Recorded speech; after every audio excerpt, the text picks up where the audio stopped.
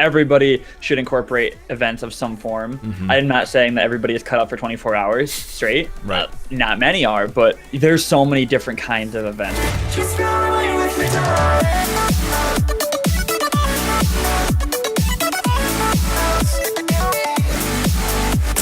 Hello, everybody. Welcome to StreamKey Podcast. This is episode 10 with Mr. DanTheDapper. There he is, dramatic entrance.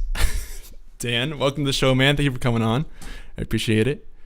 Oh, we got the. Every time I do this, I forgot to mute you. There you are. Now you're on. That was my bad. That's okay. All right. So, yep, guys, this is DanTheDapper, the one and only sponsored streamer for a long time now with TRUgaming. I think it's been, what, like 16 months or something? September of 2015. So, yeah. Here we are. Crazy. Wait, no, 17, 16. Some year. More than a year. Yeah, 16, that's right. 16, there it was. Yeah, about a year and a half or so. Yeah. So, anyway, guys, Dan's on here today to talk about event streaming, which is going to be really cool. If you don't know, StreamKey is our podcast where we talk about ways to grow on the platform as a streamer every week, specifically Twitch. For small and big streamers alike, just lots of different ways, whether it's creative streams or scheduling or, in this case, event streaming. So definitely come by every week and check it out, and we're just gonna get right into it, I think. We will have a live Q&A section at the end of the show for both me and Dan, so if you have something that comes up during the show that you want to ask, just save that question till the end and we will get to it, I promise. And if you ask a question, we will actually shout you out in the show notes. So on YouTube, Spreaker, Spotify, everything, you'll get your link right there for people to click on. So it's great publicity for you. Cool, so let's get into the warm-up. First of all, Dan, can you tell the stream a little bit about who you are for anyone who doesn't know, for the 3 people who don't know who you are here? Go ahead. Well, my name's Dan. DanTheDapper, lover of video games, completionist, tryhard, extraordinaire. I like to play pretty much all sorts of video games, and I decided one day, thanks to a little nudge in the right direction from one other sponsor streamer, Velok, that I should pick up streaming. So I tried it and fell in love, and the rest is history. I remember that. Yeah, I remember seeing your app actually going through that round and having the recommendation from Velok, and it's crazy that this is so long ago now because I feel like you've just been part of True forever at this point. But awesome, dude. Thank you for kicking that off. He's a variety streamer, guys. Really great channel. Go check him out. If you want to see his channel at any point during the podcast, just type !Dan, and you'll get his link right there, and you can go check him out. Cool. So I kind of asked this to everybody who comes on the podcast, just out of curiosity. And yours, I think I know a little bit more than other streamers. But where does your username come from, DanTheDapper? How did that come to be? Okay. So more or less, I wanted a name that was catchy. It stood out. It was just something more than a, whatever. I previously was thinking about using my gamer tag, but I don't think half the population could pronounce it correctly. So I wanted something that you could look at and be like, DanTheDapper. So far it's done well by me. I don't dress as dapper as I probably should for the title. I think you used to, didn't you? I used to work at a bank. So I was like wearing the vest and the tie and the whole nine. But now I just pretend I'm dapper, and the rest is accurate. My name is Dan, so that's right. You have at least 1/3 of it is accurate, right? Not always of the. We'll see what that turns into. Yeah, who knows what that is. Cool. That's mostly what I figured. Some people have crazy names. I'm just out of curiosity, what is that crazy name that you don't think people could pronounce? It's pronounced Macora. Macora. I get macaroni, maraca. And apparently Macora accurately is a city in Peru. So yeah, but I made it up when I was like 13 by mashing buttons into the game on Soul Calibur 2 to make my first ever alias. That's awesome. Looking back on it, I still like it. Totally random. Yeah, that's great. Completely random. Yep. Awesome. Okay, so the last thing in the warm up here, we kind of touched on it already, but you're a sponsored streamer. How did you find out about TRUgaming? And do you have any connections that kind of got you into it, which, again, you kind of touched on, but do you want to talk about that a little bit, like how you found us? Definitely. So I found TRUgaming purely and solely thanks to Velok TV, Devin. He is an awesome buddy of mine. He was the best man at my wedding. He is probably by and far my best friend on the platform and one of my best friends in real life. aside from that, not really. No other connections got me in. Luckily, you guys took me in, and I'm very grateful for that. While being here, I've made many connections and many friendships, and honestly, like probably most of my friendships have either originated or had to do with TRUgaming. So Awesome, dude. That's what I figured. I know Velik. We've had a lot of people who specifically sponsored streamers who have actually come from an existing sponsored streamer. So, for example, Velik recommended you. Okay. Back in the day, we had Buzzlin who recommended Panda, who's now with us. There are a few others that I can't think off the top of my head. Like Ian Pims was recommended from kind of White Shadow and Doc. So it tends to be when you find one good streamer, more follow due to networking and things like that. So word to anyone who's watching, if you know a streamer who you think would be good for sponsored streamer program, you can tell them to apply right now because those are open till this Friday or next Friday. Sorry. So about 12 days or so left, or my math's wrong. I think that's like 9 days. But yeah, you should apply if you're interested. Enough time to get your app in, that's for sure. Yes, there's plenty of time still. Cool. So let's get into the meat of the discussion, which is event streaming. So first of all, what the heck is event streaming? What do we mean by that? Do you want to touch on that a little bit? Yeah, of course. So more or less, event streaming is where you do a stream that's more than just turning on your stream and continuing that game you've been loving, or continuing to get chicken dinners, which Doc knows well about, but I know nothing about, so I might need to get a few pointers from him. It's taking the time to make something special that your community can enjoy and can really rally behind and make it something great, whether it's a subathon because you achieved a goal with subscriptions, or it's a 24-hour stream because this new game that you've been waiting for is finally here. Just making something special out of something that otherwise would have been ordinary. Right. Yeah. And I can include, it's a very wide category, but basically, like Dan said, it's just some sort of special event stream that you want to put extra effort into promoting and have people come out for, whether that's charity, whether it's a gameplay thing, whether it's you're staying up for 3 days straight and you want to stream the whole thing with 100 Red Bulls, whatever. Basically, the point is it's a special stream that you really want people to come out for and are putting extra effort into promoting. Is kind of what I mean by that. So the reason I asked Dan to come on today, A, we've just wanted to have him on a podcast for a while, but B, he's a really good event streamer. If you don't know, he has a lot of special events on his channel.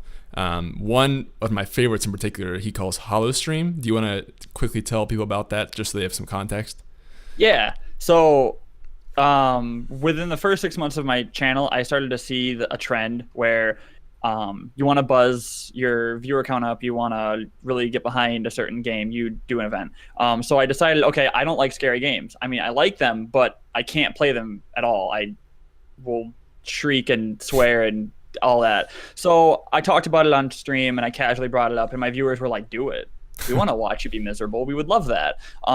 So I decided, well, it has to be grand. I can't just go, okay, cool, I played this scary game, I'm done. So I decided to make an entire month of scary games. So I, every single day without skipping a beat, streamed horror games, 31 days in the month of October. And I think I beat over 13 games during it, changed the overlay, scary music, the whole nine. It was a good time. Yeah. It was a good time. It's a really fun event, guys, if you have a chance to go see it. And it's a really unique idea. I hadn't seen anything like that with the entire month. Specifically for horror games, which is why I think it works so well for him. And we'll get into that a little bit more as we go on to the discussion here. But what I want to know what your very first event stream was on your channel. Was it Hollow Stream or was it something else before that you can think of? No, yeah, that would be my first event. Okay. Actually going out and trying something, different that people wouldn't have expected. Okay, and you said that you mostly did that because the community asked you to, rather than kind of come up with the idea? Yeah, normally if I ever come up with an event, the community has to be behind it. I won't do an event if I bring it up and I don't hear buzz. So yeah, it was very much viewer driven. Gotcha. Do you have you done other events that the community has kind of come up with rather than yourself? Come up with, or maybe egged you on to do, or something that you maybe wouldn't have done without them. The panda suit. The panda suit. That was the community driven. That was solely the community driven. I have to know more about that. Okay. So basically I did a subathon, which is another event Sure. stream, and that was basically something that I came up with, but got viewer feedback as to the games I did. I played one game for every letter of the alphabet. During J, I couldn't decide. I was like, I could play like Just Cause, or I could play like, some, and I couldn't think of it. And someone's like, Just Dance. I'm like, God, no. And everyone jumped on and was like, yeah, Just Dance. You have to play Just Dance. I was like, okay, fine, I'll do it. And then I was like, someone's like, but will you do it in your panda suit? No, it's like, no. And then there was enough incentive. People were like, you have to do this. So I did. That one was truly, I wouldn't have done that if hell froze over. I wouldn't have thought about it, but they were just like, you have to. That's hilarious. That's so funny because I didn't even know about that. And we're talking about this today. So that's just, it's actually this suit right here. Well, there you go, guys. You can't, if you're listening, he has a huge panda suit on the back of his chair that he just showed everyone. So, more events that I didn't even know about, and just more reasons to talk about this today. All right, cool. So, so since you started that first Halo Stream event, what kind of changes have you made to event streaming when you do them on the channel? Like, what have you learned moving forward from the first events to maybe the one you just did? Have you made any sort of changes? Probably more of a presence on social media prior. So when I first started streaming, I had absolutely no idea how to market myself on social media. Right. I still am learning, but at least I know that people like to see pretty pictures and imagery leading up to an event, not just, oh, we're already 12 days into this and, oh, okay, I'll click now. Like, so getting people hyped up for this year's Halo Stream turned out to be much more beneficial than last year's Halo Stream. I had to grow into my stride last year, as opposed to this one. My first day was easily my most successful. Wow. That's awesome. Yeah, I know you've experimented with like videos and things too. Yeah, that was awful. It was fun to do, but I am no editor. That's for sure. Still though, I mean, it's something that, did you see success with it, even with like minimal experience? I think so. I think it was to the point where people saw, because I added clips from last year's Halo Stream. Okay. And people saw that and were like, damn, this kid's like, he's a bitch. He has no count. He's afraid of everything. So that helped. Showing the clips from last year really made the biggest impact, I think. The rest of it was just hodgepodge. But So basically, social media promotion is what I'm getting. Is you've learned is more and more important, and still learning that. Yeah, I definitely agree with that. And doing it far enough in advance too, as opposed to like the day before or the day of. I noticed the biggest success giving myself an entire month of draw out distance as far as promoting. Wow. My most successful event, because I advertised it easily 2 months in advance, was a 25-hour Bloodborne stream. Just gotta one up all those 24-hour streamers, right? Well, no, it was because I hit 1,500 followers. So if you take every minute for every follow, it's 1,500 minutes, which equates to 25 hours. So it was 1 minute for every follow. Because that's pretty cool. Yeah, I thought it was something. Dan has a lot of unique ideas, guys. You probably haven't heard much of this stuff before, which is part of why it works so well. No, but that's really cool, and I think that month is probably a good sweet spot for any big event you want to do. Yeah. Cool. So let's keep moving on here. Specifically with an event like Halo Stream, something that you do maybe once a year or every so often. What changes have you kind of made with Halo Stream, for example, this year versus last year? I think I put more emphasis on quality of like the imagery I used. I changed my alerts. I made the entire concept more uniform. Last year it was just I played scary games, grayscaled my camera every now and then, and changed my overlay from purple to green. Like that was it. So more emphasis on just giving it a little bit more of a professional, clean look. I actually realized also that sometimes more isn't always more. Less is more. And I realized that like halfway through my Halo Stream, I was like, people aren't as into this year. I don't know if it's because of the games because I never streamed any horror games, so I had cream of the crop. Then this year I was like kind of picking and choosing. I even went back and replayed a game from last year, and I was like, bottom of the barrel right now. So I think I'm deciding that people don't need 31 days of horror. They need a solid set of horror games. So I'm currently actually in the process of retooling how the next year will go. Okay. Is there anything that you've thought of that you already know you're going to do for next year, or is it just too far out? I have one thing that I'm not mentioning until we get closer to it. Right, that makes sense. But yes, I'm basically telling myself I'm not playing horror games until next Halloween or Hallowstream. So I made the mistake of playing my Resident Evil 7 out the gate, and I was so amped and I loved it. But there was no horror. People were not scared. I was not scared. When I first played it, I was horrified.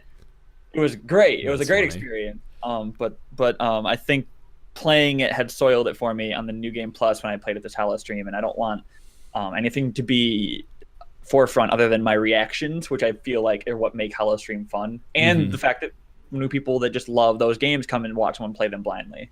Sure. So.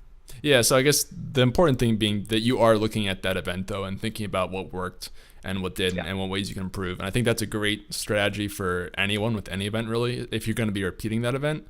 I know some people with charity streams, for example, will do the same like game day every year or something, or maybe they do a 24-hour stream every certain day of the year.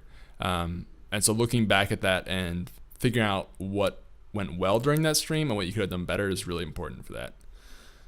So cool. So what kind of mistakes it's a two-part question. You can choose which one you want to answer first. What kind of mistakes do you see other streamers making when they're hosting their own event streams, and or what mistakes have you made that you've realized in the past? So I'll start with myself because it was very obvious. My not first event, but the one immediately preceding it. So I did Hallowstream, and then November 1st, I did a 24-hour Skyrim marathon. Wow. Apparently I like events, and that's all I do is events. So Hallowstream ended, and it was a huge success. And then I'm like, okay, guys, so I'm taking tomorrow off from work. I'm going to go get ready for the 24-hour stream. It was my first ever 24-hour stream too. So after going off 31 days straight of streaming, 24 hours, why not? I go and buy a roll of donuts, a baker's dozen of donuts, a 10-pack of Monster, and a pizza. And then I streamed after eating it all. Oh my gosh. What? I crashed at 17 hours and fell asleep on stream with my head just like plastered against my wall. And it got so bad, my mother got involved and called my roommate to wake me up because she didn't know what streaming was. She thought I was dead. She thought I was dead for all of the internet to see.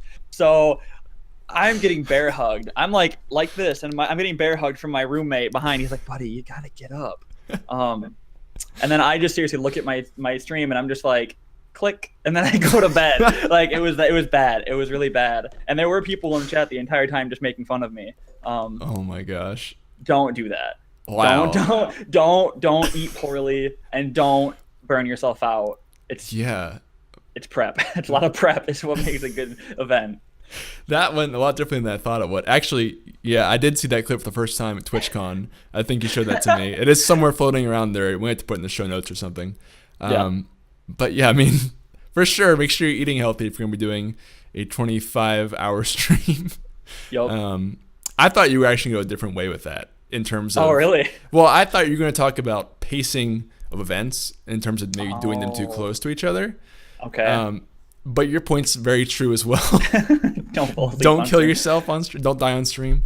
No, but I would like to actually make a note that that's true too, because I have had, I mean, those two streams back to back did work out because they were so drastically different, and they were different in nature. But I've had it to where I've had event streams almost line up a little too closely, and it does muddy the waters. It makes that people think that all you do are these, and it's not special anymore. So you want to really emphasize when you're doing something special as opposed to when you're just turning on the channel. Absolutely. And I want to make a special note on that, which we've kind of touched on this with some of the past episodes, but specifically with charity streaming. If you're going to be doing charity streams, be careful not to put them too close to each other, because you're relying on people to donate to you for the stream to kind of get that hype. And if you just ran a huge charity stream, then you can't really ask your viewers to donate again after they just did. And so one of those streams is going to be worse than the other because you have to give people, they kind of call it like a donor's fatigue, like a charity fatigue. Basically, you have to let people get some more money before they can donate it again. So important note to think about. So is there anything just in general, like I asked, that you see with people trying to do their own event streams that you think like, oh man, they should really, if they just knew this, it'd be a lot more successful, or something like that? Yeah, definitely. I think that it really just comes down to proper planning as far as how you're going to market yourself and how you're going to treat yourself diet wise, sleep wise. Those are the biggest keys. I don't think I've seen somebody who's done a poor job if they've done both of those correctly, because the marketing brings people in and the diet and good sleep habits keep them there. Because if you crash, they're leaving. They're not. I mean, they might find it funny for a half hour, but like somebody can only stare at somebody sleeping for so long until they're like, okay, this is done. I'm right. Yeah, it's only funny for so long. That's a good point. Okay, cool. So, in terms of where you get your inspiration for event streaming, do you look at other streamers for inspiration for that, or do you see that just from things unrelated to streaming, or is it all just in your head? Where do you come up with the ideas, basically? The not sole, but I would say the main inspiration is easily going to be games done quick. Awesome games done quick, summer games done quick. Let me just sidetrack. You go watch that sometime before it's over this weekend, guys. You have until Sunday to go watch this. It is one of the best events I've ever witnessed in my entire life. It's beautiful. Anyway, so yeah, they do 7 days, 24 hours a day for a week of speed runs. Now, that is dedication, and that is proper hardware, and that is proper everything. But I am not good at playing fast, and I am not good at staying up for a week straight. So instead, I took that idea and chopped it up into one of my ideas, which was a subathon. So I streamed long hours every day and kept a theme to it. So yeah, they're easily my inspiration for why I thought event streams were worth it, because AGDQ is 2 times a year, and it's probably like my holiday. Yeah, I mean, no, I think that's a great inspiration. I know they're in the top 10 streams on Twitch, and every time they go live, it's an event, right? So event streaming can be really good for you. And if you think of any stream in history that's been big, like record-setting big, it's always an event. It's never just someone regularly streaming, more or less. So event streaming is a really good way to get your channel noticed too. One sort of kind of example is, you could say, the Warframe event that we had earlier this year. I'd call it an event because it was kind of short time period there where everyone was playing Warframe, and we jumped out on that, got a huge viewership increase for a little while. So I think that's a good way to do events too. It doesn't have to be an actual planned event, even if you want to jump in on a trend or something that's happening. There's a lot of ways to do it, basically, and it's a good way to get publicity. Totally. So, okay, let's keep moving on here. Oh, I did want to ask you if you use any sort of resource, any sort of, a website or a planner or something to plan your streams. I don't know if you have it. I'm just kind of curious about that. If I'd love to like come in with the knowledge, but I don't. No. I just recently started using the schedule extension, which is a blessing and a curse because I'm late more than I should be. You get held to it. Yeah, but that's about it. I mean, when I'm at work and I have downtime, I will find myself jotting down ideas for like what I want to do next. But it never goes public, and it's almost just to make sure I still know what the heck I'm trying to do. That's about it. So just kind of journaling to yourself every once in a while. Yeah. Yeah, makes sense. Just keeping notes of some kind. Cool. So do you think that basically any streamer can incorporate event streaming and maybe should use event streaming from time to time, or is it something that not everyone really needs to do? Absolutely. Everybody should incorporate events of some form. I'm not saying that everybody is cut out for 24 hours straight. Right. Not many are, but there's so many different kinds of events, whether you just dedicate a block of time in your month or in your week to I'm doing this for X reasons. A charity stream can last 6 hours, and that you can really generate some buzz with that. Then if you're equipped to stay up long hours, 24 hours, great, and X, Y, and Z. I still think that you should find time in your streaming career to where when you have the audience that's looking for it, to capitalize on it for them, because your community wants special. They want different. They love you for you, but if you keep just giving them the same you, they're going to eventually get bored, not because you're doing something wrong, but because it's nothing new. People get familiar, and they want to be surprised every now and then.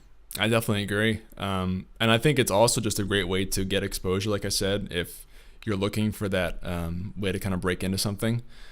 Just mixing up the stream with something new can get new eyes on the stream, and then that's more potential people that are going to be checking you out and might come back for something. So, and again, I don't think you really have to go crazy with event streaming either. It can be pretty simple to do. Like Dan said, you don't have to do a 24-hour stream. You can do like a 3-hour stream of whatever. It just has to be something that is unique that you can advertise. Like we said, most important thing, just make sure you promote it ahead of time. Yeah. And I do want to mention that my Just Dance portion was only 3 hours long. There you go. Dancing in a panda suit for 3 hours gets hot. But that was easily the best part of the entire stream. So even a 3 hour, like you just said, a 3-hour stream can be huge for the right audience. Exactly. And even this is a podcast. This is a 1-hour podcast. Technically, this is an event, and we're doing an event stream right now. So it's not really that time intensive if you just figure out something that works for you. So I would definitely recommend it to most people. Moving on here, what would you say your most successful event stream has been? And alternatively, what was your least successful event stream? Awesome. Most successful was the Bloodborne stream. I advertised it way ahead of time. I had a genuine love for the game, and my viewers for some reason didn't realize that I was actually okay at Bloodborne. Like I'm actually okay at that game. I'm not great at many, but like that's the game where it's like I can make a new character and get to New Game Plus in a couple hours. So that was, people were entertained. I was slaying bosses. There were no hang-ups. People were super amped because it was a 25-hour stream. As you said, to one up the other guys. But that one was easily the best, and we kind of got our word into the right ears. We got a couple really generous hosts, and it kind of carried the stream as well. So awesome. Yeah, that's great. So it sounds like it was a lot of advertising and just preparing beforehand was what kind of led to that success there. Yeah, and not choking on any bosses. That really helped. The momentum flowed. It was a very smooth session. That's good. Sure. Until my stream actually froze. I had to end prematurely because of hardware difficulties, but the performance, the gameplay was solid. So it was only 24 hours and 30 minutes, huh? That's right. No, actually, I'm pretty sure I caught it like 19, which was really disappointing. Oh, jeez.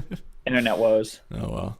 Well, okay. So then what is, like I said, what was the least successful and why was that?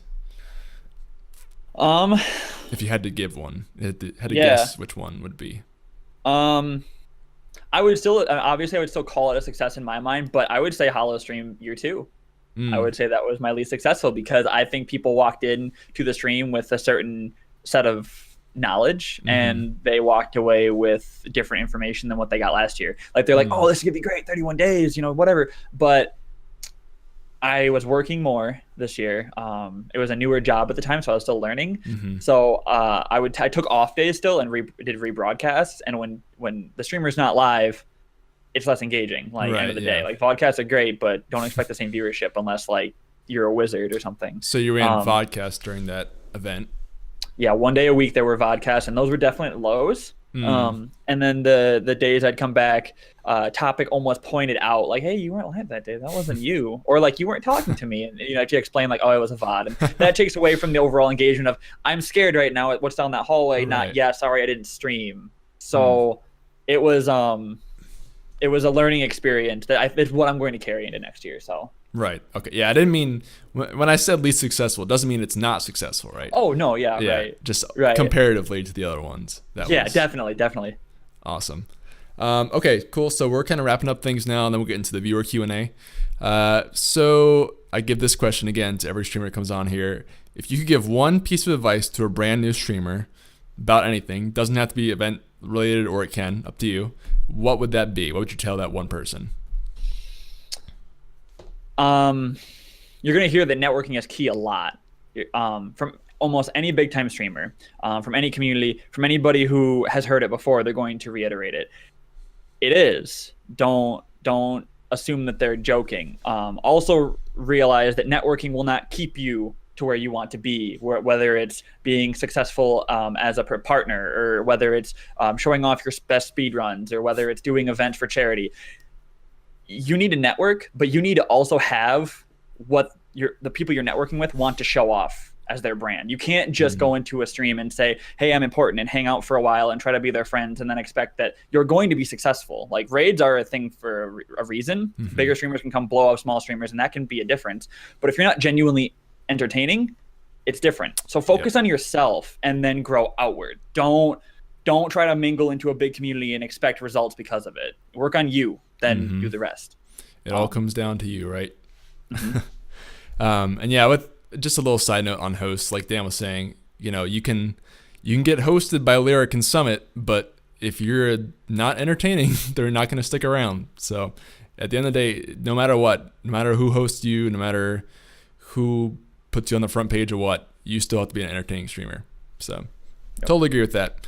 Last but not least, is there anything else you want to say to people before we move into the Q&A about event streaming, anything else? Hi guys.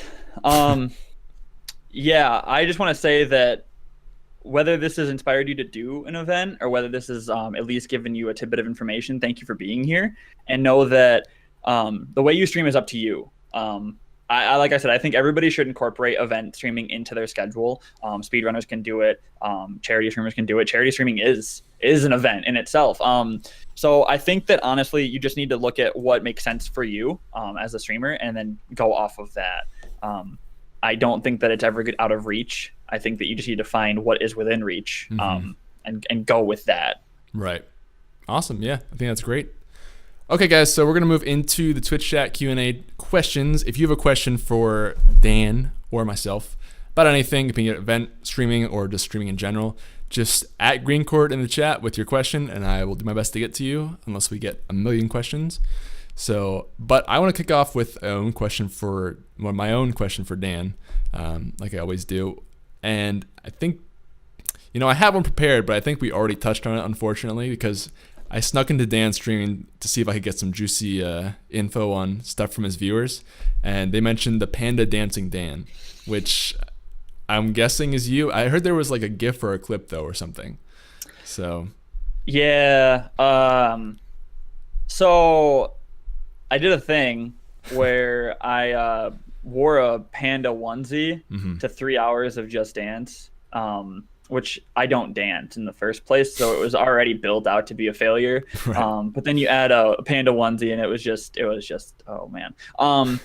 So if you really want to scrounge through my clips, pardon the language, that you're gonna find eventually me wearing a panda onesie back there, just shaking my ass to some weird music. So much so that someone clipped it and called it the new Sour Please. I'm not taking the credit for it, of course, but looking at it, if you have the emotion, this is Sour Please, and look at it, you just cringe. So it's a good time. It's probably going to stick with me longer than I want it to. But yeah, I was happy to have done it. It was fun at the end of the day. So. Oh my god! All right, I'm gonna have to go check that out and probably link it in the show notes for after the fact on YouTube and everything. So if you guys are listening there, you can watch this amazing panda clip if you'd like to. Cool, so I do see questions in the chat. We'll start jumping in here. Okay, I see one from Mr. Pure Instinct. He said, this is actually from Bam Bam. Okay, I guess Bam Bam had to head out for work. He said, Dan, do you recommend using any sort of tools like Twitch Strike to sort of curb your streams towards what will garner more viewership if someone is a new streamer trying to build a community? I don't actually know Twitch Strike. Are you familiar with that?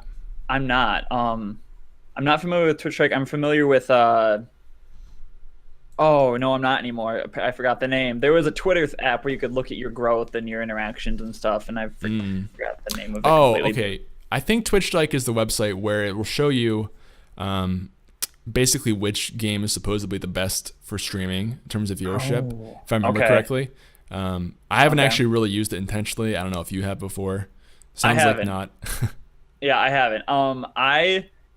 When I was a smaller streamer, what I would do, and I'm not saying this is successful, but I'm saying that it helped me find a footing, is I would look at games that were not overly saturated. When you're a smaller streamer and you're carrying single digit views, maybe even, just you and a buddy are just tooling stuff out in Overwatch. Overwatch might not be the best directory. You might have a fantastic time playing it, and that is great, but you can play that off stream with your buddy.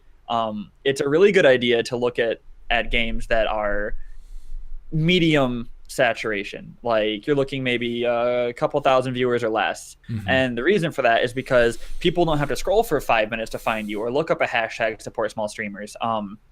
They can look through the directory and find a funny title that caught their attention, and you might only have 3 viewers or 20 viewers or whatever, but if they see something, they're going to click it. They're not going to go out of the way all the time. So I would say giving yourself a chance in a directory you still love. Find a balance on Twitch. Yeah. And then maybe when you're bigger, then move on to other ideas. Right. No, I totally agree. And I think a medium-sized game is a good idea too, because if you go too small, there's just no one watching the game. And there's a reason for that. So maybe it's not the best game to stream either. So you got to find that balance for sure. Cool. I see one from GamerDadNC. He says, Dan, have you ever had times where you have been discouraged and considered walking away or taking a short leave from streaming? So it's funny you mentioned that. Yes, but it wasn't really because of streaming. It was because of other work-life balances that were really bogging me down, and I felt like it was affecting my stream quality.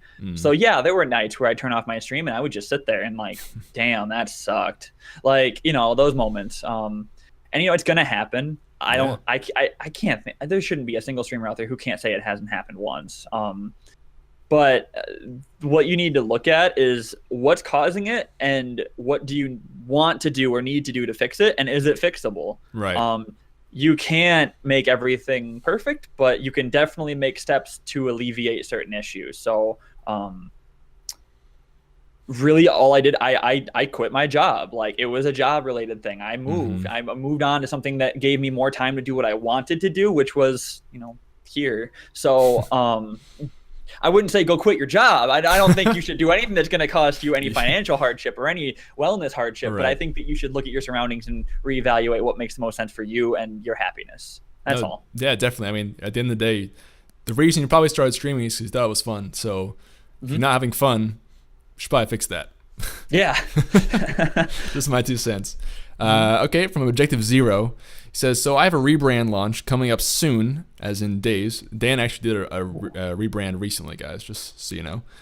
What are your thoughts on doing a VOD vid explaining the rebrand change, reasons why and such? Also, Dan, you're so handsome. I can't quit you, boo. Marry me. So. Yo, hello? Oh, my screen just shut off. I was like, hello? Like, I thought my computer, reset itself. All right, I'm sorry about that. Yes, I will, by the way. But I'd rather elope. Vegas sounds nice. So, yeah, rebranding is great. I just dropped my images and my assets that I thought were relevant on Twitter and other sites. I think that doing an upload, if you're referring to uploading your video to Twitch, it's a great idea. I don't see an issue with that. Yeah. I wouldn't do a VOD. I wouldn't upload it and then go live with it as a VOD. I don't think that's necessary. If people are following you and they're paying attention to your brand enough, they'll see that on their own. So I would upload it for sure, though. I mean, the more the merrier. Hit all your social media outlets and say, hey, dudes, new me, who this. Yeah. It's definitely great. Fresh is good. TRUgaming, you'll notice they change their asset often, and every time they do, I'm like, oh, snazzy. And I if I wasn't planning on hitting the Discord and checking stuff out before, I was. So rebrands are typically always a good thing. Just make sure that you commit to every rebrand. Don't rebrand and then a month later decide you hate it. Yeah, or get halfway through one and stop, because that's obvious too. Yeah, for sure. See a lot of people with that. No, I think it's a good idea, and if you do decide to not talk about it on stream, but then put it on things like YouTube and whatever, Instagram, Snapchat, then that's a cool talking point too for people who come into the stream and are like, hey man, I noticed you have a picture of a nacho instead of a lemon now. Why is that? And you can be like, hey man, just go check out Instagram or something, and I'll explain it there. And then suddenly you have another Instagram follower. So boom, there you go. Hopefully that answers your question. Side note, my own question: what do you think of VODs overall? Vodcasting, that whole game. Any opinions? Me? Yeah. You're asking me. Yes. So okay, I had a really negative disposition towards them, and only because I didn't do well with them. No. So they're a really useful tool. I think VODs are great. I think it's, say you hit a fantastic new speed run. I always relay at speed runs because I'm not good at them and I want to be, so I am spiteful and talk about them a lot. It's great running running a VOD and whatever. Don't rely on them to bring growth. I did some analytics of my VODs compared to my live streams, and I usually hit about 50% viewership and only about 25% growth as far as my follower count. Honestly, it's higher than I expected, to be honest with you. Yeah, it was, but it wasn't where I wanted it to be, of course. And honestly, I think that every time you turn on the stream, it should be a quality content they'll come back to. So if somebody comes back to or shows up to a VOD and they see your viewership and they see what to expect of you, they're going to come back with that expectation. That's not always a good thing. Yep, I agree. I think, and I also think that for bigger streamers that do VODs, it's great. It's great. Like it's a fantastic idea. Just you need to make sure you pick your battles and know that they have their purposes, and it's not always going to be to further yourself as growth goes. Right. No, I totally agree. I pretty much said exactly what I think about it too. So, okay, let's keep going here. I see one from TDC Weiss. I can never say this guy's name right. I think it's Weiss. Weiss? Let us know in chat. Is it Weiss? Like WAYS or like Weiss, or right. Is it Weiss? We'll have to see, because I'm curious. This person's been around. I don't know if it's a he or she either, so just say Weiss for now. Weiss says, "What are your tips on building an active viewer base, no matter what game you are playing? I'm struggling to get views, follows playing other games." That's the dilemma right there. Okay. So yeah, viewership and follows and growth is always going to be the magic question, right? But honestly, if your goal is interaction, then be interactive. Choose games that give you the opportunity to be interactive all the time. I've seen too many streamers that play League but want to be interactive. You can't be good at League and be super interactive. You can. Like, you can explain what you're doing. You can do that kind of interaction, but you can't be like, "Hey, how was your Saturday?" Okay. Oh yeah. Okay. Well, I did this. You just can't. Yeah. You just can't. That's true. The top tier streamers are just very good at that game. They're informative and they're competitive, and that's that's just my opinion from what I have scouted. I don't watch League every day, so I could be totally wrong. But if you want to be interactive, just choose games that allow you to. Games that have good pauses, that aren't boring to pause. RPGs are a good at one, but if they're too deep in story, there's a fun little mix you get to find out as a streamer as to what games really match your personality and what you're trying to achieve. So yeah, and I would say for variety streaming in general, meaning you're streaming a lot of different games as opposed to one game all the time, you have to find something consistent for people to come to your stream to, because more than likely viewers kind of come to have an expectation of your stream of what they'll see every time.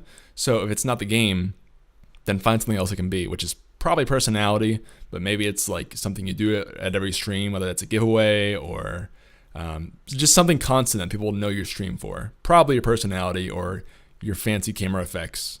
I know this one guy who has like 1 million cameras and he'll just constantly switch back and forth between them, and it's hilarious. And it doesn't matter what games he plays if he does that. So that sounds sweet. Yeah. Yeah. Also, I would like to point out in chat, it is Weiss. It is Weiss. There you go. You got it. Also, it is a he. Come on, Green. Okay. I just make sure, it can't be too offensive nowadays. No, so I hear that. 2018, dude. Yeah, exactly. All right. I do see a question from Instinct, but I want to jump to Knights because we already covered one from Instinct. Rappin' Knight says, "Dan, how many posts a day on Twitter or other social media outlets each day do you recommend? And how do you catch people's interests in those posts?" Another interesting question. So this is a really, really good question because I've been toying around with this, not because I'm not seeing the results I want, but just to see. It's just experimentation. So Twitter, I only typically use for stuff related to the stream. I have a very stream-oriented Twitter. Stuff that is what is going to be probably on the channel, my live times, and probably the occasional trash meme. That's about it for my Twitter. I use my Instagram. I should probably back up. Twitter, I probably post like maybe 3 times a day if I'm feeling frisky. Most of the time, it's I'm live and thank you for streaming if y'all broke me. It depends. I try to keep my Twitter very uncongested because I want people to press the notification button so that when I go live and I tweet it out, they get it on their phone or they get it on their device. If you tweet every hour about something, if you had somebody that was notified to you, unless they're really interested in everything you have to say, they might not notify anymore. And I can't blame them if they do, because it's a lot on your phone. Yep. As a streamer, you get Discord messages and Twitter and blah blah blah. They don't, you got to keep your Twitter concise, in my opinion, Right. unless you're trying to go for almost like a parody account, or like Lyric. He posts the funniest stuff. I'd subscribe to him or notify to him just because. But otherwise, concise is great for Twitter. And then Instagram is like my sorry. No, I was just gonna ask quickly, how about like things like replies or like interacting with other people? Do you do more of that on there? I almost never interact. I almost never reply. If people message me, if people like post like can't wait, I will always like a message. It lets them know I've acknowledged it. It lets them know that I am paying attention. But if I reply to every message that hits the Twitter, then people are still gonna get notified. It's gonna seem like I'm almost like kind of reaching out to keep the conversation going, rather than it's like, great man, I'm gonna like this. I hope I see you in stream tonight. So typically I keep my presence to I post. If something is super engaging, I will be compelled to respond, but otherwise I typically just keep it to likes and retweets as to the situation arises. Gotcha. Instagram though, I use that completely separately. That's like a personal life, like a little inside clip to the life of Dan, as mediocre as that may be some days. It's basically just music I like, me working out, and like sometimes stream posts, but I try to keep it to more personal life. And that's usually, at least, the reason I said it was interesting before this question even showed up, sorry, this question's also dragging on, is because I was informed that sometimes 4 posts a day is great. Apparently, it's a good little, I guess so. I guess like posting 4 times a day with a median of like 11 hashtags is like some magic number that has been almost experimented with by some bigwigs that really do it and really like see success from it. A little birdie told me that too. I wonder who that was. Right? Yeah. Right. I think we both knew who that was. Yeah. But I don't think I can commit to doing it. I think it's probably a really, really good tool. I think you really should consider it. And I think if you want to know who, we might be able to post a video on the comments or something about what we're talking about here, but it's a really good idea and I would consider it if you have the time and energy and creativity for it. Yeah. I'd say in general, at least think about Instagram. I think a lot of people don't use it and should. Even if you're just posting once a day or once a week or something, it's just another avenue to get people's eyes on your stream. So cool. Let's get back up here. I have a lot of questions here. Keep them rolling. Yeah. Getting towards the end here. Let's go back to the one from Instinct, I guess. He says, Dan, you seem to have an extremely positive attitude and an equally positive community. This is one of my biggest goals as a streamer. What kind of advice do you have to start and maintain such a positive environment in your streaming community? That's a great question. So if I ever have a question of you're doing well or what do you do or whatever, I started streaming to make friends 100%. I didn't have enough friends that liked video games. My friends, I had very few IRL friends, and I wanted to have a more strong bond with people. So I thought video games were a great talking point. If I'm hanging out with a group, I can't talk about like cars for very long. I can talk about video games all day, but nobody else does where I live. So I went to Twitch with the encouragement of Velok. So basically, I treat every viewer like a friend. You give me the opportunity to know you. In turn, you will have somebody that asks you how your day was last Thursday because I remember you did that thing. So really, I just look at it as you're not a viewer, you're not a number. This isn't a career. Maybe one day it could be, but I don't look at it that way. I look at it as this is a thing I love. And you are people I love. And it's just, after that, it just becomes natural. It's like you guys are all hanging out at my house with a cold one we're cracking open with the boys. So it's just, that's it. Yeah, I agree. If you guys ever go into Dan's stream, within 3 minutes of being in the stream, you'll feel like his best friend. He's just really good at it. And if I had to put like a description on it, it's just he's really good at engaging with each and every person in there. You never feel like you're just one in the crowd. So if you're looking to make a really positive community, I think that's a lot of how he did it. So thank you. It's a lot of work though. It's not easy. So make no mistake, he's not just sitting there playing video games. He's talking to people and remembering a lot of things about people. So okay, I think that is most of the questions that I see from chat. We'll wait for a couple minutes here. If anyone has any final questions, wants to get a shout out, just @greencord me, and I will ask Dan. Dan, any questions of yourself for anybody? I've never actually asked that before, but I'm kind of glad you asked that. Yeah, I mean, so I'm a sponsored streamer. You guys might know that, and I mean that literally. I'm not being, what's the word I'm facetious. thinking of? I'm not being, yeah, there it is. Thank you. Agreeing with the knowledge. My chat knows that I know no words. English isn't even my first language, and I don't have a second. My question to you is, what would you like to see from me, if anything, as to how to further my relationship with True, my presence? If there's something, I mean, the organization has one opinion, and I tried my very best to do that. Mm-hmm. But what means more is the community's impression. I want you guys to know that I care. You guys are part of a community I hold very near and dear. Mm-hmm. So your opinions count too. If there's anything I could possibly do, I want to know. And in an individual level too, not even a sponsored streamer. Like, just give me feedback, as harsh as it may be.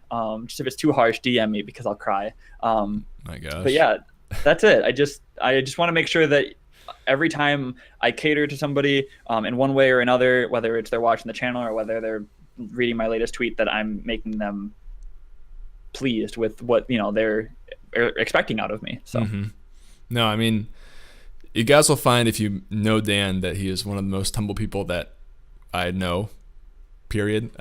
Easily one of our humblest sponsored streamers, and constantly says this stuff to me, like, hey man, I don't know how I'm doing as a streamer, are you guys looking for anything else? Meanwhile, he's like one of our best sponsored streamers that we have. I mean that, man. So but we do have some exciting plans with Dan coming later this year. Very secret. I'm not going to say anything about it on the podcast right now, but stay tuned for that, and Dan, you'll obviously be hearing about that from me. So but yeah, I don't see any other questions in the chat, so I hope you guys enjoyed the podcast. That's going to be pretty much it for this week. And by the way, this is now going to be a weekly show, so this will be going out on all platforms on Mondays. You can download the podcast, things like iTunes, SoundCloud, Spreaker, Stitcher, whatever you listen on, YouTube and Twitch as well. And then it'll be live every week as much as I can help it, but we kind of cater the live show to the guest, so the guest kind of gets to pick when that happens, and then we will always put it out the following Monday. So if you want to listen to it every week, you can always get it on Mondays. So I think that's pretty much it. Dan, where can people find you, my man? Oh, my house in northern Michigan. No, you could find me. You can find me at twitch.tv/DanTheDapper. You can find me at any other social media outlet at DanTheDapper TV. And that's consistent. Yeah, or you could just go on the Discord and at me. Like, don't at me, but at me. I usually show up pretty regularly when someone does that. Otherwise, I'm like this sentient ghost that just is always listening and never talking. The ultimate lurker. So. Oh my gosh. All right, yeah, guys, definitely go check out Dan. If someone wants to pop !Dan in the chat, you'll get a link to his stream. Go drop him a follow, because I promise you will love his stream. I haven't met a single person who doesn't like Dan's stream, so go do it. You will not regret it. But anyway, we will talk to you guys next week. I think we're going to have Caribou on from Detox to talk about, mobile gaming, I think, mobile streaming. So if you're streaming from a tablet or phone, that kind of thing, how to make that work. So stay tuned for that. Until then, I will talk to you guys later. Have a great rest of your day. Adios.